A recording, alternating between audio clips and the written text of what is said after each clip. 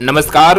मध्य प्रदेश की ताज़ा और बड़ी खबरें रोजाना देखने के लिए हमारे चैनल कमल गुरु को सब्सक्राइब जरूर करें और साथ में बेल आइकन को दबाएं। आप मध्य प्रदेश के किस जिले से इस न्यूज को देख रहे हैं कमेंट बॉक्स में लिखकर जरूर बताएं।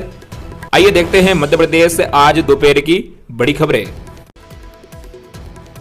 सरकार बनाने का number game, Nitish Naidu NDA छोड़ दे तो भी कैसे तीसरी बार पीएम बनेंगे मोदी, 7 सिनेरियो से समझिए। आइए आपको बताते हैं, लोकसभा चुनाव के नतीजे साफ हो चुके हैं। अब सवाल सरकार बनाने का है। बीजेपी अपने बूते बहुमत हासिल नहीं कर पाई है, लेकिन उसकी एनडीए ने 292 सीटें जीत ली है, यानी बहुमत से 20 से ज़्यादा। दूसरी तरफ 234 सीटों वाला इंडिया अलायंस भी सरकार बनाने की जुगत में है, लेकिन फड़ला एनडीए का भारी है। मोदी लगातार तीसरी बार प्रधानमंत्री बनने से कुछ ही दिनों की दूरी पर है, मगर कैसे, आइए 7 सिनेरियो से समझते हैं। सबसे पहले दोनों गठबंधनों के आंकड़े जान लेते हैं। लोकसभा में 543 सीटें, सरकार बनाने के लिए कम से कम 272 सीटें चाहिए। बीजेपी की अगुवाई वाले एनडीए गठबंधन को 292 सीटें मिली है। एनडीए गठबंधन को 292 सीटों पर मिली है जीत। आप देख सकते हैं पार्टी और सीटें यहाँ पर दी गई है। बीजेपी को 240 सीटें मिली है, वही टीडीपी को 16 सीटें, जदयू को 12 सीटें, शिवसेना को 7 सीटें, एलजेपी यानी रामविलास को 5 सीटें, आरएलडी को 2 सीटें, यानी सभी पार्टियों को यहाँ पर दी गई कुल 292 सीटें मिली है।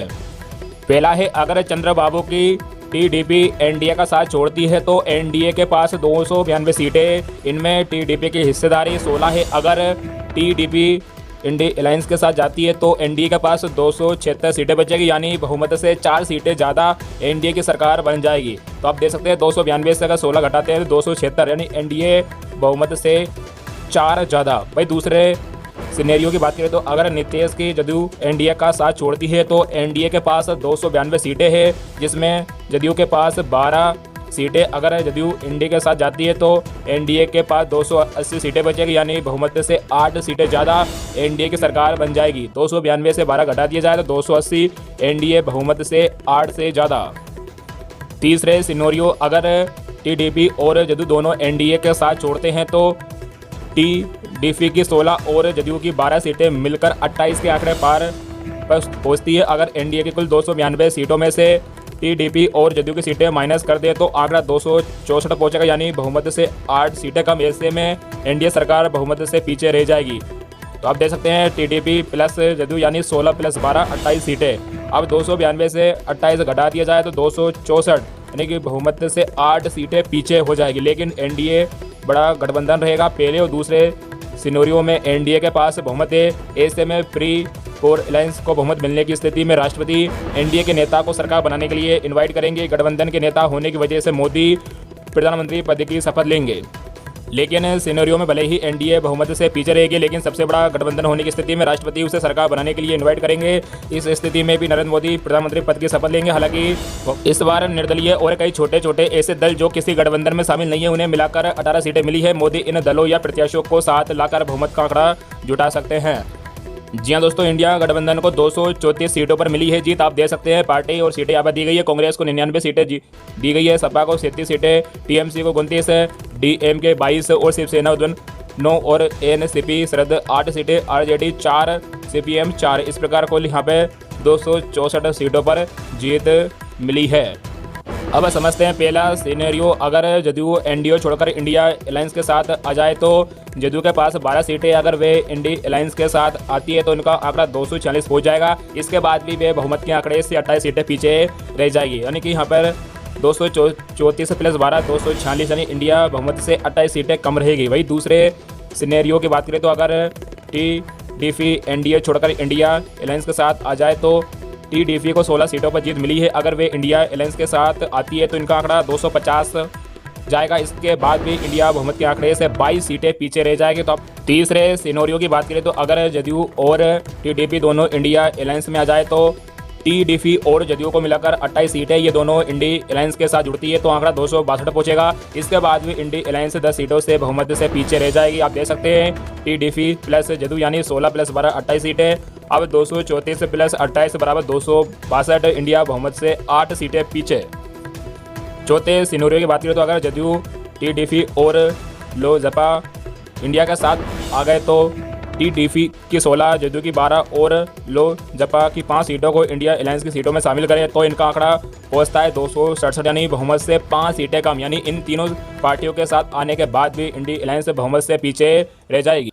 आप देख सकते हैं टीडीपी प्लस जदयू यानी प्लस लोजपा यानी कुल 16 प्लस 12 प्लस 5 बराबर 33 सीटें। अब 234 प्लस 33 बराबर 267, इंडिया बहुमत से 5 सीटें पीछे। इलेक्शन के नंबर गेम से साफ है कि नरेंद्र मोदी तीसरी बार प्रधानमंत्री बनने जा रहे हैं। संवैधानिक रूप से भी मोदी का पलड़ा भारी है। दरअसल भारत की राष्ट्रपति परंपरा के मुताबिक सबसे बड़े अलायंस या सबसे बड़े दल को सरकार बनाने के लिए इनवाइट करते हैं। इस चुनाव में 292 सीटों के साथ एनडीए सबसे बड़ा गठबंधन है और 240 सीटों के साथ बीजेपी सबसे बड़ा दल। अगर एनडीए के कुछ साथी साथ छोड़ देते हैं और अलायंस बहुमत का दावा करता है तो भी राष्ट्रपति अपने संवैधानिक शक्तियों का प्रयोग करते हुए बीजेपी को बड़ा दल होने के नाते सरकार बनाने के लिए इन्वाइट कर सकते हैं। एक्सपर्ट के मुताबिक एक बार सरकार बनाने के बाद मोदी को बहुमत जुटाने में खास दिक्कत नहीं होगी, यानी इस बार मोदी के पीएम बनने की प्रबल संभावना है। 1,29,00,000 लाडली बहनों को जल्द मिलेगा तोहफा, फिर खाते में आएंगे 1250 रुपये। जानिए अगले किस्त पर ताज़ा अपडेट। आपको बता दें मुख्यमंत्री लाडली बहना योजना की 1,29,00,000 लाडली बहनों के लिए खुशखबरी है। जून का महीना लग चुका है और अब बहनों को 13वीं किस्त के 1250 रुपये का इंतजार है। नियम के तहत हर महीने की 10 तारीख को करोड़ों बहनों के खातों में 1250 रुपये भेजे जाते हैं, लेकिन बीते कई महीनों से किस्त समय से पहले जारी की जा रही है। 12वीं किस्त 10 की जगह 4 मई को खातों में भेजी गई थी। इससे पहले चैत्र नवरात्र गुड़ी पड़वा को देखते हुए 10वीं 11वीं किस्त 1 मार्च और 5 अप्रैल को खातों में भेजी गई थी। संभावना है कि लोकसभा चुनावों के नतीजों के बाद 13वीं किस्त की राशि कभी भी जारी की जा सकती है। 12वीं किस्त जारी करते हुए सीएम मोहन यादव ने कहा था कि आप लोग चिंता मत कीजिए, हम एक योजनाबद्ध नहीं करेंगे। लाडली बहना योजना के तहत आपको पैसा मिलता रहेगा। चुनाव खत्म होने के बाद योजना में छूटे लोगों के नाम जुड़े जाएंगे। हर महीने 10 तारीख को बहनों के बैंक खातों में राशि जमा हो जाएगी और यदि छुट्टी अथवा अन्य किसी कारण से पैसा ऐसा संभव नहीं हुआ तो पहले जमा हो जाएगी। विधानसभा चुनाव से पहले सरकार ने घोषणा की थी कि राशि धीरे धीरे बढ़ाकर 3,000 रुपये कर दी जाएगी। 3,000 रुपये महीने के वादे को प्रदेश सरकार पूरा करेगी। ऐसे में जून का महीना लगते ही अब चर्चा होने लगी है कि क्या अब लाडली बहनों को 1250 रुपये से बढ़ाकर 1500 रुपये मिलने लगेंगे। ये फैसला इसलिए भी मुश्किल है क्योंकि किस्त में सिर्फ 250 रुपये बढ़ा देने भर से प्रदेश के खजाने पर हर महीने 322 करोड़ रुपए का अतिरिक्त भार आ जाएगा। विधायक ने सरकार से की है ये मांग। इसी बीच रतलाम की सेलना सीट से भारतीय आदिवासी पार्टी के विधायक कमलेश्वर ने लाडली बहना योजना की राशि को 1250 से बढ़ाकर 5,000 रुपये की मांग की है। विधायक ने योजना की राशि को 5,000 करने के लिए मुख्यमंत्री मोहन यादव को एक पत्र लिखा है। पत्र में कमलेश्वर ने महंगाई का जिक्र करते हुए लाडली बहनों को हर महीने 5,000 रुपये देने की मांग की है। सेलाना विधायक कमलेश्वर का कहना है कि एक ओर जहाँ महंगाई दिन ब दिन बढ़ती जा रही है, वही दूसरी ओर बेरोजगारी दर बढ़ती जा रही है। इसलिए महिलाओं के निजी जीवन में मूलभूत आवश्यकताओं की पूर्ति के लिए 1,1200 रुपये बहुत कम होती है। इसलिए लाडली बहना की राशि को बढ़ाकर 5,000 रुपये किए जाए। सीएम मोहन यादव को एक पत्र में कहा कि राशि बढ़ाने से महिला आत्मनिर्भर हो सकेगी, वही उन पर आश्रित बच्चों का ठीक से पालन पोषण कर सकेगी। इंडिया ब्लॉक की बैठक आज सरकार बनाने या विपक्ष में बैठने को लेकर फैसला होगा। आपको बता दें लोकसभा चुनाव के नतीजे घोषित होने के बाद इंडिया गठबंधन आगे की रणनीति तय करने के लिए आज शाम मीटिंग करने वाला है। मीटिंग में तय किया जाए गठबंधन विपक्ष में बैठेगा या सरकार बनाने की कवायद करेगा।